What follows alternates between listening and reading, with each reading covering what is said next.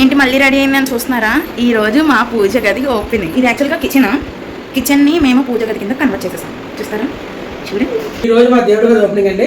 ఈరోజు మొత్తం పెట్టుకున్నాం, ఇల్లు కట్టుకున్నాక 4 మాకు దేవుడి గది కుదిరింది. ఒళ్ళంతా తిమ్మిడి కట్టున్నాయి, చాలా చేసి కదా. మరి అదొక వైబ్ అనమాట, టోటల్ వైబ్. మీరు వీడియోస్ చూస్తే you also can feel it because ఆ పాజిటివ్ ఎనర్జీ అనేది ఖచ్చితంగా పాస్ అవుతుంది చూసే వాళ్ళకి.